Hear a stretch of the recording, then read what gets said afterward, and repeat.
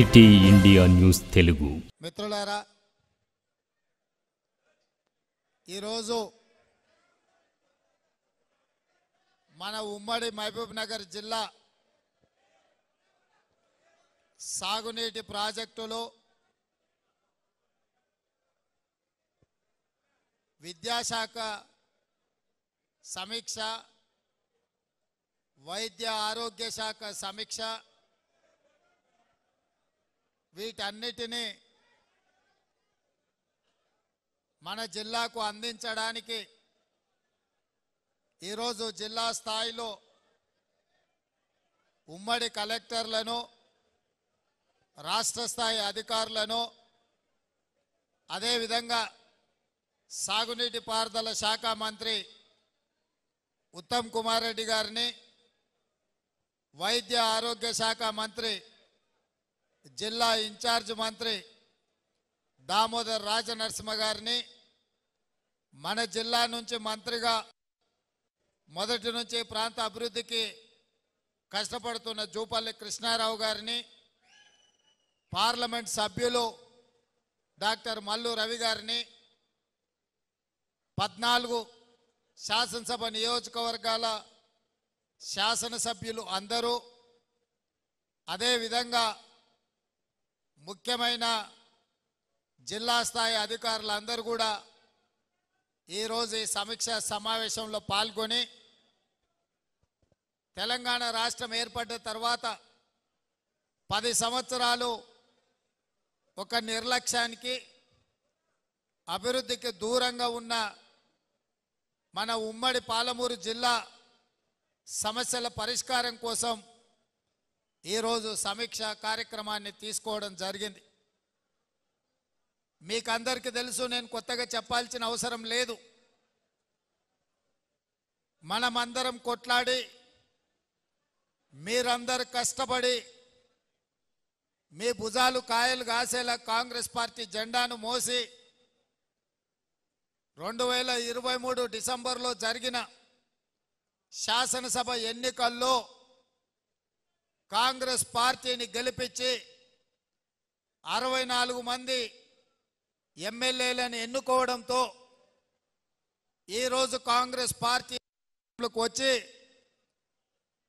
ఇవాళ ఈ వెనుకబడిన మారుమూల ప్రాంతమైన పాలమూరు జిల్లా నుంచి మీ అన్నగా, మీ సోదరుడుగా, తెలంగాణ రాష్ట్ర 2వ ముఖ్యమంత్రిగా ఈరోజు బాధ్యత వహించి మీ ముందు నిలబడ్డ మిత్రులారా,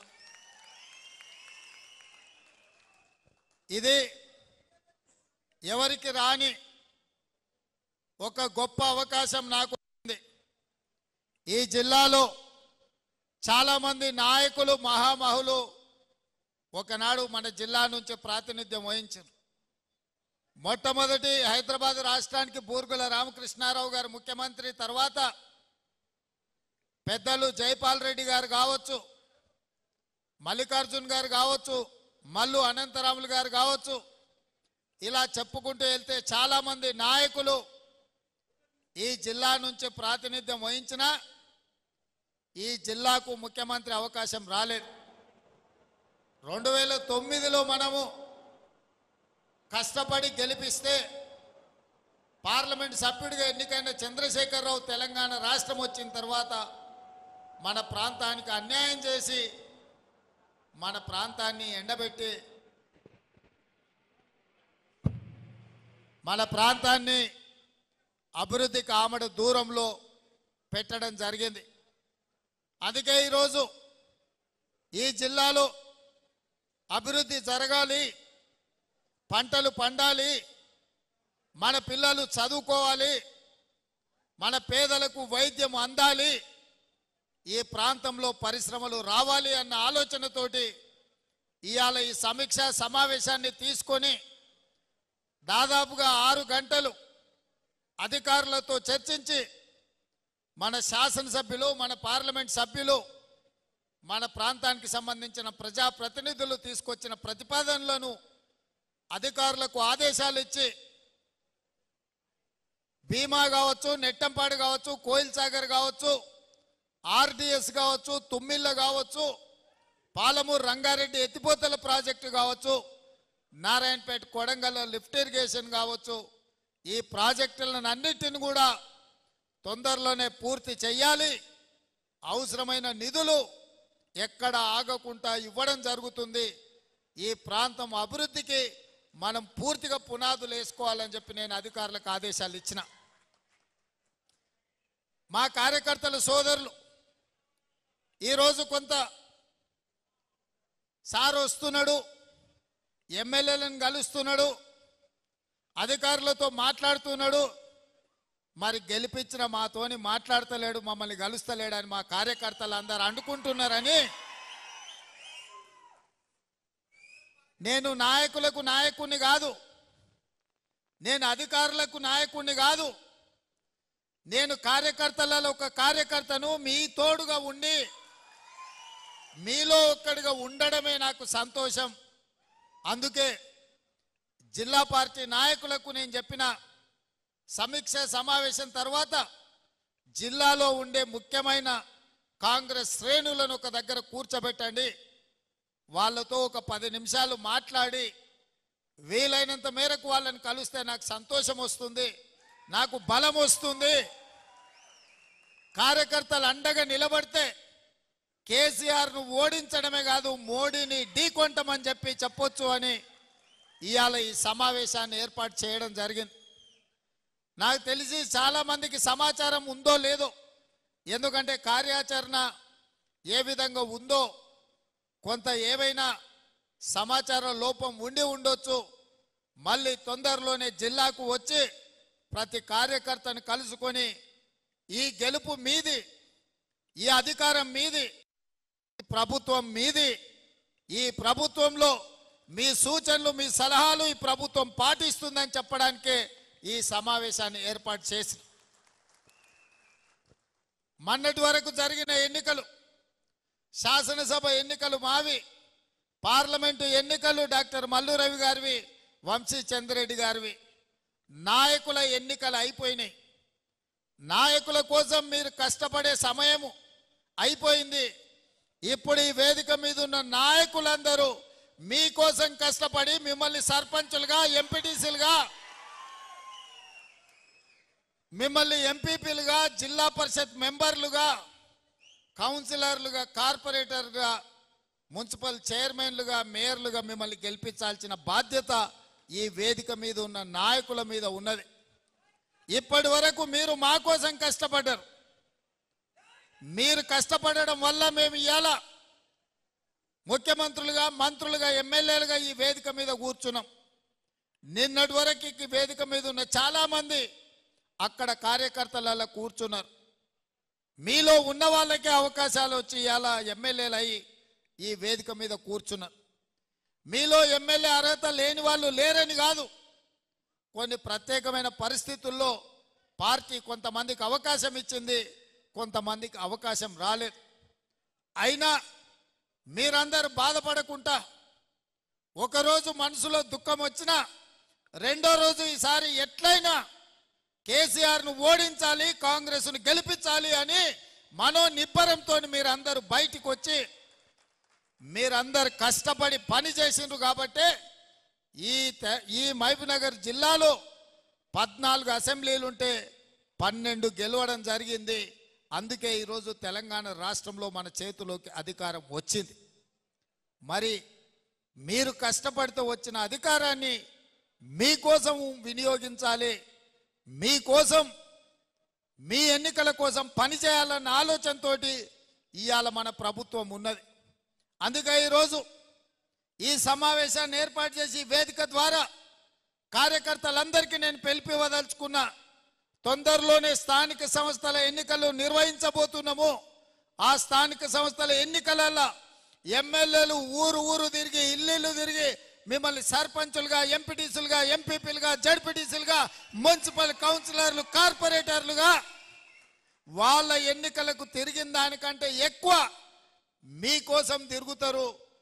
నేను కూడా ముఖ్యమంత్రిగా రాష్ట్రం నలుమూలల సుడిగాలి పర్యటన చేసి మిమ్మల్ని గెలిపించుకునే విధంగా, మిమ్మల్ని బలోపేతం చేసే విధంగా కార్యక్రమం తీసుకుంటామని ఈ వేదిక మీద నుంచి నేను చెప్పదలుచుకున్నా. మా మంత్రి గారికి మా ఎమ్మెల్యేలకు నేను సూచన చేస్తున్నా, ఎక్కడెక్కడైతే టెంపుల్స్ ఉన్నాయో టెంపుల్స్ కమిటీలు, మార్కెట్ కమిటీలు, ఇంకా ఇతర నామినేటెడ్ పోస్టులు ఏమేమి ఉన్నాయో, లైబ్రరీ చైర్మన్లు మా మిత్రుడు సంపత్ చెప్తున్నాడు, నామినేటెడ్ పోస్టులు ఏవేవైతే ఉన్నాయో కార్యకర్తలకు, కష్టపడ్డ వాళ్లకు అవకాశం, రానోళ్లకు అవకాశం ఇచ్చి వాళ్ళందరినీ కూడా తక్షణమే ఆ పదవులలో కూర్చోబెట్టాలని చెప్పి వేదిక మీద ఉన్న ఎమ్మెల్యేలందరికీ నేను ఆదేశాలు ఇస్తున్నా. ఎవరైతే పార్టీ కోసం కష్టపడ్డారో వాళ్ళకే ఇవ్వాలి అని మాట చెప్పడానికే కార్యకర్తల సమక్షంలో కష్టపడ్డ కార్యకర్తలని వాళ్ళను కుర్చీలలో కూర్చోబెట్టాలి, వాళ్ళకు పదవులు కట్టబెట్టాలి అని చెప్పి కాంగ్రెస్ పార్టీ అధ్యక్షుడిగా ఈరోజు రాష్ట్ర ముఖ్యమంత్రిగా వారికి ఆదేశాలు ఇస్తున్నా. ఇదే కాదు, 2021 జూలై 7 నాడు మొదటిసారి తెలంగాణ రాష్ట్ర కాంగ్రెస్ పార్టీ అధ్యక్షుడిగా నేను బాధ్యతలు తీసుకున్న 3 సంవత్సరాలు నిరంతరం మీరు నాతో నిలబడి పాదయాత్రలో కావచ్చు, ధర్నాలలో కావచ్చు, దీక్షలో కావచ్చు, కేసీఆర్తో కొట్లాడినప్పుడు వీరోచితంగా మీరు కొట్లాడినరు. ఈ 3 సంవత్సరాలు మొన్న జూలై 7, 2024 నాడు 2 రోజుల క్రితం 3 సంవత్సరాల కాలాన్ని మనం పూర్తి చేసుకున్నాం. ఈ 3 ఏళ్ళు మీరు కష్టపడి కడుపులో పెట్టి చూసుకొని భుజాల మీద మోసిండ్రు కాబట్టి ఇవాళ పిసిసి అధ్యక్షుడి నుంచి తెలంగాణ రాష్ట్రానికి నేను ముఖ్యమంత్రి అయినా ఎప్పటికీ కార్యకర్తలను గుర్తుపెట్టుకుంటా. ఇవాళ నేను ఈ స్థాయికి ఎదగడానికి ఉపయోగపడ్డ ప్రతి కార్యకర్తకు నేను ఈ వేదిక మీద నుంచి కృతజ్ఞతలు తెలియజేస్తున్నా. ఈ పదవి నాయకుల వల్ల వచ్చింది కాదు, ఈ పదవి కార్యకర్తల వల్ల, మీ కష్టం వల్ల వచ్చిన పదవి. ఈ పదవి మీ అభ్యున్నతి కోసమే ఉపయోగించాలన్న ఆలోచనతోటి ఇవాళ మిమ్మల్ని అందరినీ కలుసుకోవడానికి వచ్చిన. అందుకే మిత్రులారా, ఈ 3 ఏళ్లలో ఎన్నో కష్ట సుఖాలను చూసినాం, ఎన్నో ఒడిదుడుకులను చూసినాం. ఉప ఎన్నికలలో డిపాజిట్లు పోయి 3700 హుజూరాబాద్ ఎన్నికల్లో ఓట్లు వచ్చినప్పుడు పని అయిపోయింది, రేవంత్ రెడ్డి పడిపోయిండు, కాంగ్రెస్ ఇంకా లేవదు అని చెప్పి కొంతమంది సునకానందంతో సంతోషపడ్డారు. కానీ ధైర్యం కోల్పోకుండా 1.5% ఓట్ల నుంచి 40% ఓట్లకు కాంగ్రెస్ పార్టీ పెరిగి 64 సీట్లు గెలిచి ఇవాళ 65 సీట్లు ఉప ఎన్నికల్లో మనకు కంటోన్మెంట్ గెలవడం ద్వారా ఇవాళ 65 మంది ఎమ్మెల్యేలు, 8 మంది పార్లమెంట్ సభ్యులు ఇవాళ మనకు తెలంగాణ రాష్ట్రంలో కాంగ్రెస్ పార్టీ కార్యకర్తలు కష్టపడి గెలిపించారు. ఓడినప్పుడు కుంగిపోవడము, గెలిచినప్పుడు ఉప్పొంగిపోవడం కాదు, ఎప్పుడైనా నిబద్ధతతోని కార్యకర్తలు అండగా నిలబడితే తప్పకుండా విజయం సాధించవచ్చు అని చెప్పి నిరూపించడం ఇవాళ. అందుకే ఈ ప్రభుత్వం ఏర్పడ్డది. అందుకే మిత్రులారా, మీరందరినీ నిన్న మొన్న చూస్తున్నాం. కొంతమంది మాటలు బీఆర్ఎస్ వాళ్ళు అంటున్నారు, అయ్యో ఇంత అన్యాయం ఉంటుందా, మేమేం ఇంటలేదు ఈ ప్రభుత్వం అని. 10 ఏళ్ళు మా కార్యకర్తల్ని కొట్టి సంపి కేసులు పెట్టి జైళ్ళలో పెట్టినప్పుడు కేసీఆర్ ఎక్కడ పోయింది రాజనీతి, ఎక్కడ పోయింది ప్రజాస్వామ్యం? ఆనాడు మేము నీలాక దొంగ దెబ్బ తీస్తలేం, నీలాక అక్రమ కేసులు పెడతలేం, బాజాబ్తా ప్రజల చేత ఎన్నికై ఇక్కడికి వచ్చినాం. 6 నెలలనే అంత అయిపోయినట్టు కేసీఆర్ ఏదేదో మాట్లాడుతుండు. ముందుంది ముసళ్ళ పండుగ అని చెప్పి నేను ఈ చెప్పదలుచుకున్నా. ఇవాళ ఆ ఎమ్మెల్యే పోయిండను, ఈ ఎమ్మెల్సీ మారిండను కేసీఆర్ సన్నాయి నొక్కులు నొక్కుతున్నాడు. మరి ఇన్నాళ్ళు ఎక్కడ పోయినావు నాయన? మా ఎమ్మెల్యేలను గుంజుకున్నప్పుడు, మా కార్యకర్తలు కష్టపడి గెలిపించి అసెంబ్లీకి పంపిస్తే అక్కడి నుంచి అక్కడనే గద్దలాక దండకపోయినప్పుడు ఈ దుఃఖం కనిపించలేదా? ఇవాళ ఎందుకు వచ్చింది? ఎన్నికైనా నెల తిరగక ముందే ఈ ప్రభుత్వాన్ని పడగొడతాం, ఈ ప్రభుత్వం పడిపోద్ది అని చెప్పి బీజేపీ వాళ్ళు, బీఆర్ఎస్ వాళ్ళు ఒక్కటై కుమ్ముక్కై మన ప్రభుత్వాన్ని పడగొట్టాలని చూసిరు. ఈ ప్రభుత్వం ఉండనే ఉండదు, 3 నెలలు కూడా ఉండనీయమని చెప్పి బీజేపీ వాళ్ళు బీఆర్ఎస్ వాళ్ళు మాట్లాడలేదా? ఇవాళ అక్కడి నుంచి ఈ భూమి మీద బీఆర్ఎస్ఏ ఉండదు, పాతాళానికి పోయిందనే పరిస్థితి వచ్చింది. కాంగ్రెస్ పార్టీ కార్యకర్తలతో పెట్టుకుంటే నీ పార్టీకి పుట్టగతులు ఉండవని నేను ఆయల్లో చెప్పిన. మా కార్యకర్తలు ఉసురు తలిగింది కేసీఆర్, నీకు వాళ్ళ ఉసురు తలిగి దుమ్ము కొట్టుకపోతావు, నీకింక రాజకీయంగా మనుగడ లేదు. ఇప్పటికైనా నువ్వు అర్థం చేసుకొని ఈ తెలంగాణ రాష్ట్రాన్ని సోనియా గాంధీ గారు ఇచ్చిండ్రు, ఈ తెలంగాణ రాష్ట్రాన్ని అభివృద్ధి పదం వైపు నడిపించాలని మేమందరం కష్టపడుతున్నాం. ఇప్పటికైనా తెలంగాణ సమాజానికి క్షమాపణ చెప్పి అభివృద్ధి కోసం కష్టపడుతున్న కాంగ్రెస్కు అడ్డుపడకుండా చేతనైతే సహకరించు, చేత కాకపోతే ఆ ఫామ్ హౌస్లో పడుకొని ఏడువు తప్ప ఇంకా కాళ్ళ కట్టెబెట్టాలని తండ్రి కొడుకులు మామ అల్లుళ్ళు చూస్తున్నారు. పాతకాలం లాగా లేరు మా కార్యకర్తలు.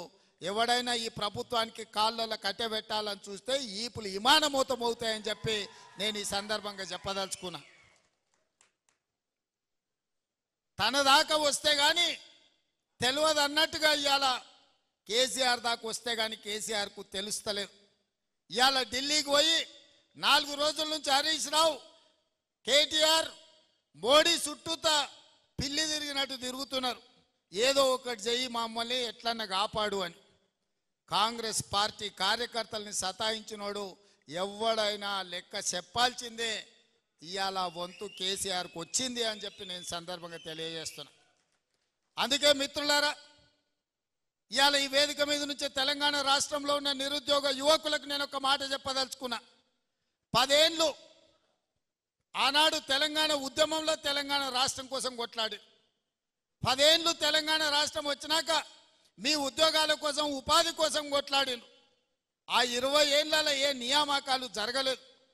కానీ కాంగ్రెస్ అధికారంలోకి వచ్చిన వెంటనే 90 రోజుల్లో 30,000 ఉద్యోగ ఖాళీలు భర్తీ చేసి నిరుద్యోగ యువకులకు ఉద్యోగాలు ఇచ్చింది కాంగ్రెస్ పార్టీ కాదా? మాకు తెలుసు ఆ బాధ ఏందో. ఉద్యోగాల కోసం పిల్లలు ఎట్లా కష్టపడుతున్నారో తెలుసు కాబట్టి 90 రోజుల్లో 30,000 ఉద్యోగాలు ఇచ్చినాం. ఇదే కాకుండా ప్రభుత్వ ఉద్యోగస్తులకు ఎప్పుడు జీతం వస్తుందో తెలియని పరిస్థితి నుంచి ప్రతి నెల 1వ తారీఖు నాడు ఇవాళ ప్రభుత్వ ఉద్యోగస్తులకు జీతభత్యాలు ఇచ్చే పరిస్థితి కాంగ్రెస్ పార్టీ తీసుకొచ్చింది. ఇదే కాదు, డిఎస్సి నోటిఫికేషన్ గ్రామాలలో తండాలలో గూడాలలో పేదోళ్ళ పిల్లలు చదువుకోవాలి, టీచర్ల నియామకాలు చేపట్టాలి అని డిఎస్సి నోటిఫికేషన్ ఇచ్చి 11,500 ఉద్యోగ ఖాళీలు భర్తీ చేయడానికి ఇవాళ పరీక్షలు పెడితే ప్రతి తలమాసినోడు వచ్చి డిఎస్సి పరీక్షను పోస్ట్ పోన్ చేయమంటారు. నేను అడగదలుచుకున్న ఈ వేదిక మీద నుంచి 10 ఏళ్ళ డిఎస్సి నోటిఫికేషన్ ఇయ్యనందుకే కదా పిల్లలు కొట్లాడింది, పరీక్షలు పెట్టమన్నది. 2022లో నోటిఫికేషన్ ఇస్తే ఇప్పటి వరకు పరీక్షలు జరగలేదు, పెట్టమనే కదా అన్నది. మనం క్యాలెండర్ డేట్ ప్రకారం ఇవాళ డిఎస్సి నోటిఫికేషన్ ఇచ్చి పరీక్షలు పెడుతుంటే కొంతమంది టీఆర్ఎస్ సన్నాసులు పరీక్షలు రాయనోళ్లను చదువు రానోళ్లను ఇవాళ ప్రభుత్వం పరీక్షలు వేయాలంటారు. గ్రూప్ 1 పరీక్షలు వాయిదాలు వేయాలంటారు. 2022లో ఆనాడు 1:50 లాగా నోటిఫికేషన్ ఇచ్చి పరీక్షలు పెట్టాలనుకున్నారు. పెట్టిన పరీక్షల ప్రశ్న పత్రాలు జిరాక్స్ సెంటర్లలో ఎక్కడ పడితే అక్కడ చౌరస్తాలలో పల్లి బఠానీలు అమ్మినట్టు అమ్మితే పరీక్షలు రద్దయిపోయినాయి. మనం వచ్చిన వెంబడే గ్రూప్ 1కు నోటిఫికేషన్ ఇచ్చి ప్రిలిమినరీ ఎగ్జామ్స్ మొత్తం నిర్వహించి సరైన సమయంలో 4 లక్షల మంది విద్యార్థులు పరీక్షలకు అప్లికేషన్లు పెట్టి 3 లక్షల మంది పరీక్షలు రాసి నిన్నగాక మొన్న 31,000 మందిని ఈ పరీక్షలకు పాస్ చేసి గ్రూప్ 1లో ప్రిలిమినరీ రిజల్ట్స్ ఇచ్చినాం. ఇప్పుడు మెయిన్ ఎగ్జామ్స్ మనం పెట్టాలంటే 1:50 కాదు 1:100 విలువని అంటారు. అంటే ఒక ఉద్యోగం ఉంటే 50 మందిని ప్రాథమిక పరీక్షలలో పాస్ చేసి మెయిన్ ఎగ్జామ్స్కు పిలుస్తామని చెప్పినాం. సగం దూరం వచ్చినాక ఇప్పుడు 50 కాదు 100 మందిని పిలువ అంటున్నాం. ఏందయ్యా ఈ దొంగన కొడుకుల ఆలోచన అంటే 1:100 పిలువంగానే కోర్టు స్టే ఇస్తుంది, పరీక్షలు రద్దు చేస్తుంది. నువ్వు నోటిఫికేషన్లో 1:50 ఇచ్చి పరీక్షలు అయిపోయినాక 1:100 ఎట్లా పిలుస్తావు, ఒక ఉద్యోగానికి 50 బదులు ఒక ఉద్యోగానికి 100 మందిని ఎట్లా పిలుస్తావు, అది తప్పు అని కోర్టు పరీక్షల్ని రద్దు చేస్తుంది. మళ్ళీ మొదటి నుంచి మొదలు పెడితే మళ్ళీ ఏడాది పోతుంది. 2011లో నోటిఫికేషన్ గ్రూప్ 1 ఇస్తే ఇప్పటి వరకు 13 ఏళ్ళ ఇంతవరకు పరీక్షలు జరగలే, నియామకాలు చేయలే. వయసులో ఉన్న పిల్లగాడు మధ్య వయసుకు వచ్చాడు, పెళ్ళైనోనికి పిల్లలైన వాళ్ళ పిల్లలు బడికి పోతున్నారు, పరీక్షలు మాత్రం పూర్తి కాలే. నేను ఏదైనా చేసి డిసెంబర్ లోపల పరీక్షలు చేసి దాదాపుగా 1000 మంది గ్రూప్ 1 ఆఫీసర్లను తెలంగాణ రాష్ట్ర నిర్మాణంలో ఫలితాలు ఇచ్చి వాళ్ళను అధికారులను చేయాలని నేను చూస్తుంటే ఈ దొంగలంతా గూడు పుటాని చేసి ఆ పరీక్షలు పోస్ట్ పోన్ చేయమంటారు. ఇట్లనే గ్రూప్ 2 కూడా, అట్లనే గ్రూప్ 3 కూడా, దానికి ఒక 5 లక్షల మంది, దీనికి ఒక 5 లక్షల మంది పరీక్షలకు ఈరోజు హాజరుగానికి అప్లికేషన్లు పెట్టుకోరు. ఈ పరీక్షలు పోస్ట్ పోన్ చేస్తే కోచింగ్ సెంటర్లు బతుకుతాయి. ఒక్క నెల ఏదైనా పరీక్షలు గ్రూప్ 1 గ్రూప్ 2 పోస్ట్ పోన్ చేస్తే ఒక్కొక్క కోచింగ్ సెంటర్కు 100 కోట్ల రూపాయల ఫీజులు వస్తాయి. ఇవాళ కోచింగ్ సెంటర్ల మాఫియా కొంతమంది కిరాయి మనుషులను పెట్టి ఆ కిరాయి మనుషులతో రోడ్ల మీద ధర్నాలు చేసి పరీక్షలు పోస్ట్ పోన్ చేయమని అడుగుతున్నారు. ఇవాళ మాకు ప్రభుత్వానికి పోయేదేముంది, ఒకవేళ పరీక్షలు పోస్ట్ పోన్ చేస్తే విద్యార్థులకు నష్టం. కోచింగ్ సెంటర్లు 100 కోట్ల రూపాయలు కొల్లగొట్టడానికి కోచింగ్ సెంటర్లో ఇవాళ పరీక్షల్ని వాయిదా ఏమని అడుగుతారు. గ్రామాన మీరు చెప్పండి, 10 ఏళ్ళు పరీక్షలు పెట్టలే, ప్రభుత్వ ఉద్యోగాలు ఇవ్వలే. కాంగ్రెస్ వచ్చిన ఎంబడే 30,000 ఉద్యోగాలు ఇచ్చింది, డిఎస్సి నోటిఫికేషన్ ఇచ్చింది, గ్రూప్ 1 నోటిఫికేషన్ ఇచ్చింది, గ్రూప్ 2 నోటిఫికేషన్ ఇచ్చింది, గ్రూప్ 3 నోటిఫికేషన్ ఇచ్చింది. రాబోయే డిసెంబర్ 9 తారీఖు లోపల ఈ పరీక్షల ఫలితాలన్నీ ఇచ్చి వేలాది మంది నిరుద్యోగ యువకులకు ఉద్యోగ అవకాశాలు ఇవ్వాలని మా ప్రభుత్వం ప్రయత్నం చేస్తుంటే పరీక్షలు వాయిదా ఏమంటారు. అన్ని పరీక్షలు 2022లో నోటిఫికేషన్ ఇచ్చినవే, ఆ సన్నాసి పరీక్షలు పెట్టలేదు. ఈ 2 ఏళ్ళు పిల్లలు చదువుతూనే ఉన్నారు, కోచింగ్ సెంటర్ల చుట్టూ తిరుగుతూనే ఉన్నారు. ఇప్పుడు కొత్తగా మళ్ళీ వాయిదా వేస్తే ఇవన్నీ కూడా కోచింగ్ సెంటర్లలో వాళ్ళ కోచింగ్ సెంటర్లు నడపనికే. మా దగ్గర కూడా అక్కడి నుంచి ఇక్కడి నుంచి పైరవి చేస్తారు. సార్ మేము కోచింగ్ సెంటర్లు పెట్టుకున్నదే ఇవి నడుస్తామని, నువ్వు అన్ని పరీక్షలు పెట్టి పిల్లలకు ఉద్యోగాలు ఇస్తే మా దగ్గర ఎవరు చదువుకుంటాడు, మా వ్యాపారం మూతపడదా అని వస్తారు. ఇంత సిగ్గు తప్పిపోయారు. నిరుద్యోగ యువకుల బలహీనతను వ్యాపారంగా మార్చుకోవాలని కొన్ని కోచింగ్ సెంటర్ల యజమానులు ఈ ఆర్టిఫిషియల్ ఉద్యమాలను ఇవాళ మన కళ్ళగట్టినట్టు చూపించాలనే ప్రయత్నం చేస్తారు. ఎప్పుడు కేసీఆర్ బలహీన పడతాడో, ఎప్పుడు కేసీఆర్ పతనం అవుతాడో విద్యార్థులను రెచ్చగొట్టి వాళ్ళని సావగొట్టి వాళ్ళ శవాల మీద పార్టీని బతికించుకోవాలని ఈ సన్నాసోడు విద్యార్థుల శవం కోసం ప్రయత్నం చేస్తున్నాడు. ఆనాడు 6 అడుగులు ఉన్నోడు 100 రూపాయలు పెట్టి లీటర్ పెట్రోల్ తెచ్చుకుండు, కానీ 10 పైసలు పెట్టి అగ్గిపెట్టే తెచ్చుకోలే. పెట్రోల్ డ్రామాతో హరీష్ రావు డ్రామా ఆడితే ఇది నిజం అనుకొని శ్రీకాంతాచార్య అని పేదోళ్ళ బిడ్డ పెట్రోల్ పోసుకొని తెలంగాణ ఉద్యమంలో ప్రాణ త్యాగం చేశాడు. అక్కడి నుంచి ఈశాన్ రెడ్డి, వేణుగోపాల్ రెడ్డి, కానిస్టేబుల్ కిష్టయ్య, యాదయ్య, ఇట్లా వందలాది మంది పిల్లలు ప్రాణాలు తీసుకున్నారు. కానీ కేసీఆర్ కుటుంబంలో ఒక్కరన్నా చచ్చిపోయినానే ఏనాడనా? మళ్ళీ ఇప్పుడు అదే మోతీలాల్ అని ఒక లంబాడి బిడ్డను ఇవాళ రెచ్చగొట్టి దీక్ష కూసబెట్టారు. ఇంకొక బక్క జడ్సన్ అని ఒక దళితుని దీక్ష కూసబెట్టారు. ఇవాళ ఇంకో కోచింగ్ సెంటర్ ఆయన దీక్ష కూర్చున్నాడు. ఎందుకు మోతీలాల్ కూర్చోవాలి, ఎందుకు బక్క జడ్సన్ కూర్చోవాలి? నేను సూటిగా సవాల్ విసురుతున్న హరీష్ రావుకు, కేటీఆర్కు, సన్నాసులారా మీరు దీక్ష కూర్చోండి, మీరు సావనైన వాయిదా అయిన పడాలి. ధైర్యం ఉందా? రాండి ఉస్మానియా యూనివర్సిటీకి వచ్చి ఆర్ట్స్ కాలేజ్ ముందల బామార్దుల ఆమరణ నిరాహార దీక్ష కూర్చోండి. గ్రూప్ 1 పరీక్షలు, గ్రూప్ 2 పరీక్షలు, గ్రూప్ 3 పరీక్షలు, డిఎస్సి పరీక్షలు వాయిదానన్న పడ, లేకపోతే మీ ప్రాణాలన్న పోవాలి అనే నినాదంతో మీరు ఆర్ట్స్ కాలేజ్ ముందల దీక్ష చేయండి. మేము కాపలా ఇస్తాం, మిమ్మల్ని ఎవ్వడు ఆపడు, సూతం ఎన్రోల్ చేస్తారు. మీరిద్దరు నిజంగానే పరీక్షలు వాయిదా వేయాలంటే, మీ వాదనలో బలం ఉంటే ఈ తెలంగాణ కోసం సావు నోట్ల తలకాయ పెట్టినని సన్నాసి కేసీఆర్ చెప్పేది నిజమే అయితే ఇక ఆయన కంటే వయసు మీద పడ్డది లేవలేనోడు అసలే కాలు ఇరిగింది, ఆయనను వదిలేయండి. కానీ మీరిద్దరు బావబామర్దులు బిల్లా రంగాలు రాండి ఆర్ట్స్ కాలేజ్ ముందల. మా ఎన్ఎస్యుఐ యూత్ కాంగ్రెస్ కార్యకర్తలు కంచేసి కాపాడతారు మిమ్మల్ని. పరీక్షలు వాయిదా పడే వరకు మీరు నిరాదీక్ష చేయండి ఆర్ట్స్ కాలేజ్ ముందల. అది మాత్రం చేయరు. పొద్దుటిపూట తింటారు, రాత్రిపూట తాగుతారు, మీరు మాత్రం సంతోషంగా ఉండాలా. పేదోళ్ళ పిల్లలు దీక్షలతోటి ఆమరణ నిరాహార దీక్షలతోటి పేదోళ్ళ పిల్లల ప్రాణాలు బలి ఇవ్వడానికి ఇలా బావబామర్దులు ఇద్దరు కలిసి కుట్ర చేస్తారు. ఇవాళ అందుకే విద్యార్థులకి వేదిక మీద నుంచి నేను విజ్ఞప్తి చేస్తున్నా, వాళ్ళ పార్టీ బలహీన పడ్డప్పుడు, రాజకీయంగా వాళ్ళు సచ్చినప్పుడు విద్యార్థులను చంపి ఆ శవాల మీద పార్టీని నిర్మించుకోవాలని కుట్ర చేస్తున్నారు.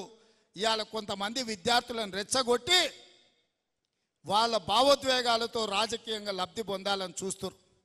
అందుకే ఇక్కడున్న మా సోదరులకు గ్రామాన్ని చెప్పండి, వాళ్ళ తల్లిదండ్రులకు చెప్పండి, మీ కోచింగ్ సెంటర్లలో 1000 కోట్ల 100,000 రూపాయలు ఫీజులు కట్టాల్సిన పని లేకుండా ఎంబడెంబడే పరీక్షలు పెట్టి ఫలితాలు ఇచ్చి మీ పిల్లలకు ఉద్యోగాలు ఇస్తాము.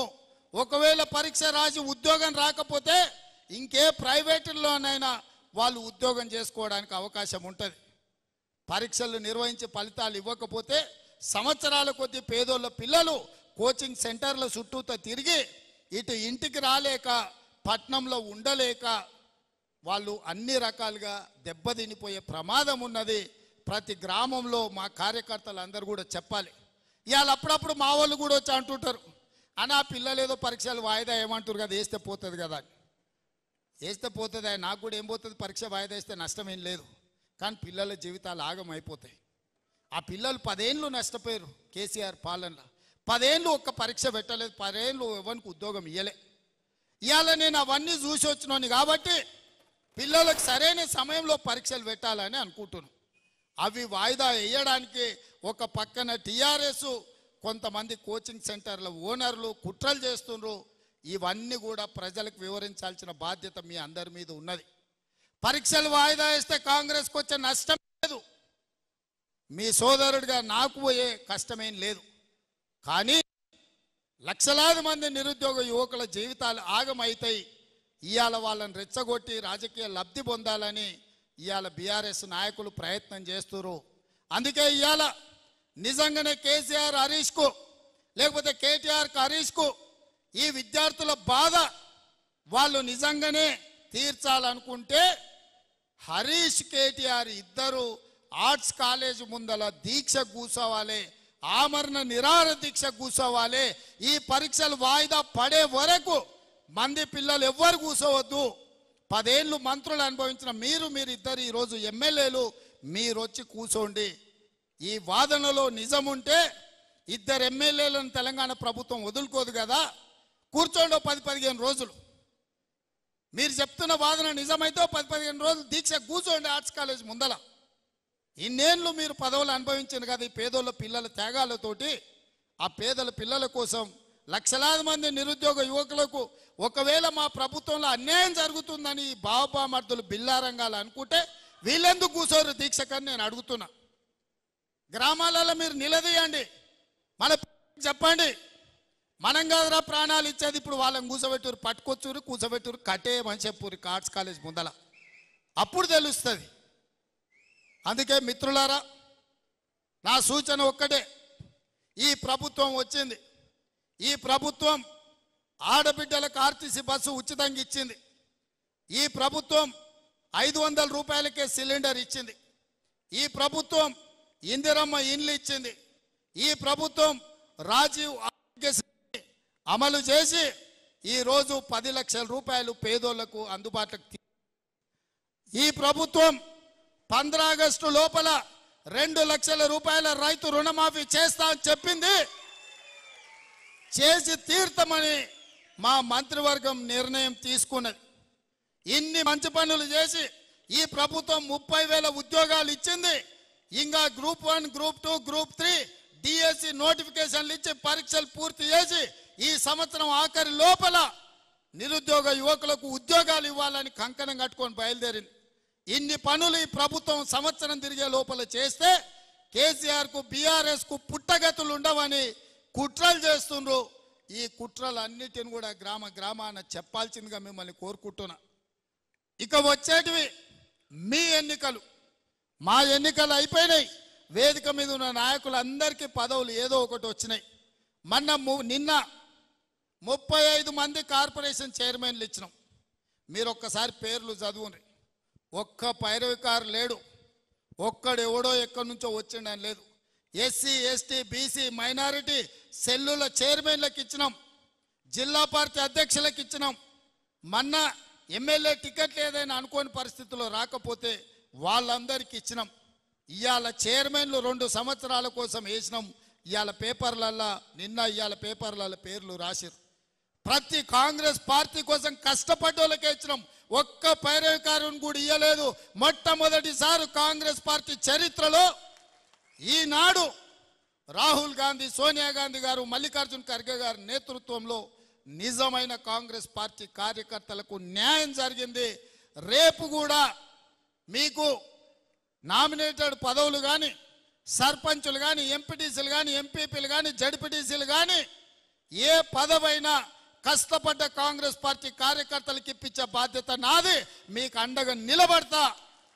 మా ఎమ్మెల్యేలు అందరికీ కూడా నేను స్పష్టంగా చెప్తున్నా, ఎవరైతే పార్టీ కోసం కష్టపడ్డారో, పార్టీ గెలవడం కోసం కొట్లాడినరో వాళ్ళకే పదవులు ఇవ్వాలి. ఇవాళ కార్యకర్తలు అక్కడ ఉంటేనే మనం ఇక్కడ ఉంటాం. వాళ్ళే అక్కడ లేకపోతే మనకి వేదిక ఉండదు, ఈ కుర్చీ కూడా ఉండదు అని చెప్పి మా ఎమ్మెల్యేలు అందరికీ నేను చెప్పదలుచుకున్నా. వాళ్ళు బలంగా ఉన్నప్పుడే, గ్రామాలలో వాళ్ళ గౌరవం ఉన్నప్పుడే మనం గ్రామానికి వెళ్తే మనకి ఇంత ఇజ్జత్ ఉంటుంది. ఊర్లో మనోనికి ఇజ్జతే లేకపోతే ఊర్లో ఏడికి పోతాం మనం? ఊర్లోకి పోతే సాయిచ్చేటోడు కూడా దొరకడు. ఏదన్నా ఊరికి వెళ్తే మనకు మంచినీళ్ళు ఇచ్చి ఛాయ్ ఇచ్చి ఇంత బువ్వ పెట్టేటోడు ఉండాలంటే మన కార్యకర్త బలంగా ఉండాలి. సంక్షేమ పథకాలు కూడా, మనం ఇచ్చే పథకాలు కూడా మన కార్యకర్తలను అడగండి. మన కోసం కష్టపడ్డోళ్ళు ఎవరున్నారో వాళ్లకు ఇవ్వండి అని చెప్పి నేను ఎమ్మెల్యేలందరికీ సూచన చేస్తున్నా. ఎందుకంటే పార్టీ బలపడ్డప్పుడే, పార్టీ బలంగా ఉన్నప్పుడే మన ప్రభుత్వం బలంగా ఉంటుంది. సోనియా గాంధీ గారు, రాహుల్ గాంధీ గారు నాకు అదే మాట చెప్పిండ్రు. కార్యకర్తల్ని కాపాడే బాధ్యత నీది. 3 ఏళ్ళు నీ ఎంబడి నిలబడ్డారు, నీ వెనకాల నిలబడ్డారు, కట్టెపట్టుకొని నిటారుగా నిలబడి కొట్లాడినరు. వాళ్ళని కాపాడే బాధ్యత నీది అని చెప్పి సోనియా గాంధీ, రాహుల్ గాంధీ గారు చెప్పినరు. మీ అందరితోనే ఆ విషయాన్ని పంచుకుందామనే ఇవాళ నేను ఇక్కడికి వచ్చిన. రుణమాఫీ జరిగిన ఎంబడే స్థానిక సంస్థల ఎన్నికలకు పోదాం. ఇవాళ మనం అందరం కష్టపడ్డ కార్యకర్తల్ని కాపాడుకుందామని తెలియజేస్తూ మీ అందరి దగ్గర సెలవు తీసుకుంటున్న మిత్రులారా, జై కాంగ్రెస్, జై జై కాంగ్రెస్. ధన్యవాదాలు సోదరులారా.